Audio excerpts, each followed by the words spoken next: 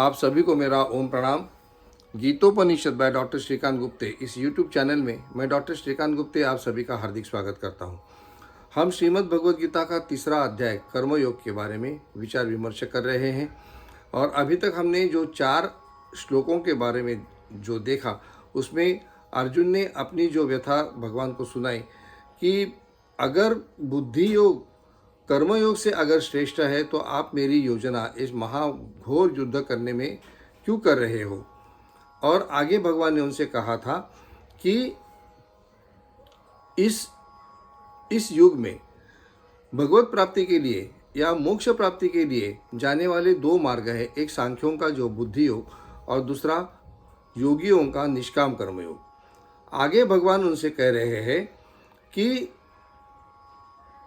जो व्यक्ति ऐसा समझता है कि मैं कोई कर्म का शुरुआत ही नहीं करूँगा तो उसका ये सोचना भी गलत है। और अगर कोई व्यक्ति कर्म की शुरुआत तो करता है लेकिन बीच में ही उसको छोड़ देता है तो उसका ये जो वर्तन है ये भी गलत है। आगे आप भगवान क्या कहते हैं वो हम देखने वाले हैं। भगवान कहते हैं कि नहीं कश्चित क्षणमपि जातु तिष्ठति अकर्मकृत कार्यते ही अवशः कर्म सर्व प्रकृति जय गुणे। भगवान कहते हैं कि कोई भी जीव जंतु हो, कोई हो प्राणी मात्र हो, जो जीवित प्राणी मात्र है वो कभी भी एक क्षण के लिए भी ऐसा नहीं हो सकता है कि वो कोई कर्म ही नहीं कर सकता है या कर्म ही नहीं करता है। यानी कि हर एक क्षण में हर एक व्यक्ति, हर एक प्राणी, हर एक वस्तुजात कोई ना कोई तो कर्म करते ही रहता है, क्योंकि सब जो प्राणी मात्र है वो प्रकृति के जो त्रिगुण हैं सत्व रज और तम इनके अधीन होते हैं और वो सत्व रज और तम जो 3 जो गुण हैं वही उनसे सब कार्य करवाते रहते हैं। भगवान आके कहते हैं कर्मेंद्रियाणि संयम्य य आस्ते मनसा स्मरन इंद्रियार्थान विमूढ़ात्मा मिथ्याचार स उच्यते। यानी कि जो मनुष्य कर्मेंद्रियों का दमन करता है, कर्मेंद्रियों के ऊपर विजय प्राप्त करता है, लेकिन मन से इंद्रिय के जो विषय है उनके बारे में स्मरण करते रहता है, तो ऐसा जो व्यक्ति होता है वो कैसा होता है, विमूढ़ात्मा, मतलब वो मूर्ख होता है और उसका जो वर्तन होता है उसको मिथ्याचार कहते हैं।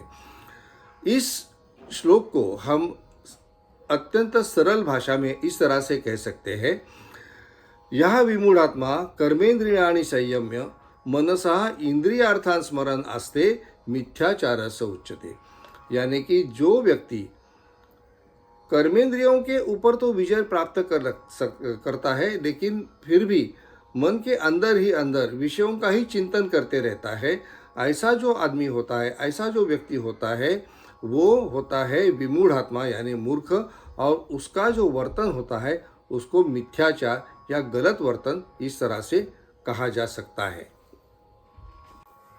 लेकिन भगवान आगे कहते हैं यस्तु इंद्रियाणि मनसा नियम्य आरभते अर्जुन कर्मेंद्रियैः कर्मयोगम असक्तः स विशिष्यते।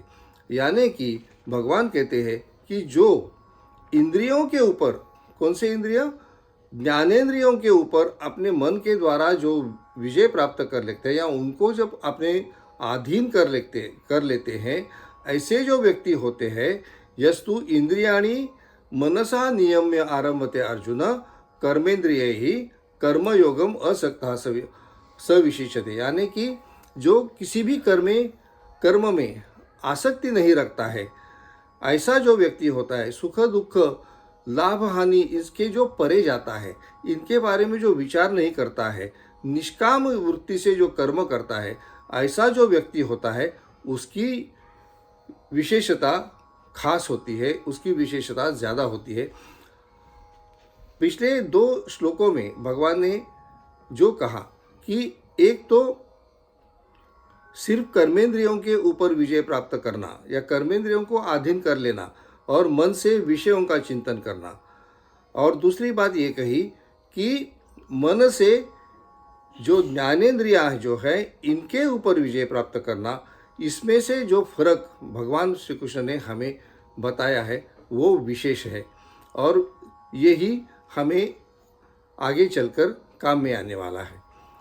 आप सभी को मेरा ये विचार कैसा लगा, आप सभी को मेरा ये विवेचन कैसा लगा, ये आप मुझे ज़रूर बताइए। और गीतोपनिषद बाय डॉक्टर श्रीकांत गुप्ते इस यूट्यूब चैनल से जुड़े रहिए। आगे के भाग में, आगे का जो भाग है उसमें हम तृतीय अध्याय का 8वां जो श्लोक है उसके बारे में विचार करने वाले हैं।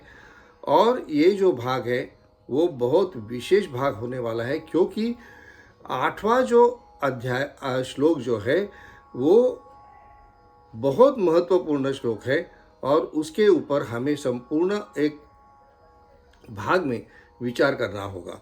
तो आगे चलकर आगे वाला जो अपना आने वाला जो भाग है वो आप ज़रूर देखिए और उसके ऊपर के भी आपके विचार, आपके मंतव्य मुझे ज़रूर बताइए। आप सभी को मेरा जय श्री कृष्ण।